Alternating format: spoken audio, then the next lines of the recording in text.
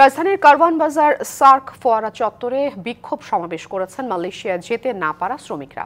সেখানে আছেন সহকর্মী মাহমুদুল হাসান নাজিম, সরাসরি যুক্ত হচ্ছেন তিনি আমাদের সাথে। নাজিম, কি কারণে শ্রমিকরা সড়ক অবরোধ করে বিক্ষোভ করছেন, তাদের দাবি সম্পর্কে বিস্তারিত কিছু জানতে পেরেছেন কিনা?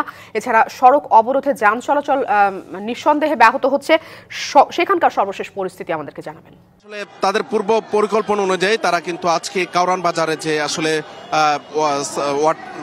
সার্ক ফোয়ারা রয়েছে সেই মাঝখানে যে সড়কটি রয়েছে পান্থপথ এবং কারওয়ান বাজার যে সোনারগাঁ হোটেলে অতিবাহিত করার সময় যে সড়কটি রয়েছে সেখানে কিন্তু তারা অবস্থান করছে। তাদের দাবি হচ্ছে গেল বছরের যে তাদের মানুষে যেতে না পারায় প্রায় 17,000 মতন শ্রমিক তারা এখানে অবরোধ করছে সড়কে।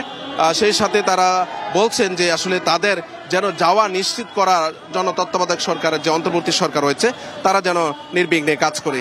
তাদের সঙ্গে যদি আমি একটু কথা বলার চেষ্টা করি, আসলে কি কারণে তারা এখানে অবরোধ করেছেন তাদের কাছ থেকে যদি একটু জানার চেষ্টা করি সে বিষয়টি আর কি। আপনি আসলে একটু বলবেন যে আপনারা কেন এখানে সড়ক অবরোধ করে আন্দোলন করছেন? অবরোধ করছে হলো এই কারণেই আমাকে আরো মে মাস আমাদের মালয়েশিয়া যাওয়ার কথা ছিল, 5-6 লক্ষ টাকা নিছে। তারা ওই লাস্টের দিকে এসে আমার টিকিটের জন্য নিতে পারে নাই।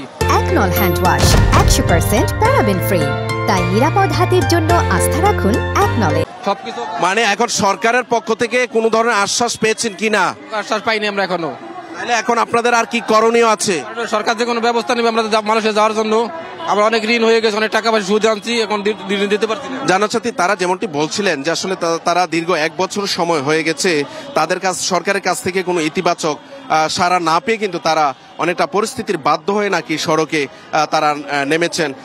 সেই ক্ষেত্রে সরকারের সঙ্গে কিন্তু তারা এর আগেও কয়েক দফা বৈঠক করেছে। বৈঠকে তারা যেটি জানিয়েছিল তাদের যে আর্জি বা আকুতি ছিল যে আসলে তাদের যে টাকা কিংবা মালয়েশিয়া যেতে দুইটির একটি যেন সরকারের তরফ থেকে সমাধান, তো সেই সমাধানের আসলে পথ না পাওয়ায় কিন্তু তারা আজকে রাজপথে নেমেছে। এবং যদি আমি একটু ডিবিসি নিউজের ক্যামেরার মাধ্যমে জানাতে চাচ্ছি সেই পরিস্থিতিটি যেন কোনো ধরনের বিশৃঙ্খলা তৈরি না সেজন্য কিন্তু পর্যাপ্ত আইন শৃঙ্খলা রক্ষাকারী বাহিনী এবং পুলিশ মোতায়েন করা আছে। এবং তাদের দাবি যেন তারা সবকিছু ছেড়ে দিয়ে তারা যেন তাদের যে কাঙ্ক্ষিত যে যাত্রা আছে আসলে তারা অনেক সময় টাকা ধার দেনা করে এখানে নিয়ে আসছে। মালয়েশিয়া যে সিন্ডিকেটের কারণে এগুলো বন্ধ হয়েছে সবগুলো বন্ধ করে যেন তাদের যাওয়া নিশ্চিত করে, এই বিষয়টি আজকে তারা এখান থেকে দাবি তুলছেন। তো এই ছিল আমার কাছে এখানকার অবস্থান। মাহমুদুল হাসান নাজিম, আপনাকে অসংখ্য ধন্যবাদ। আমি আফরিন আনোয়ার ছিলাম আপনার সাথে সরাসরি।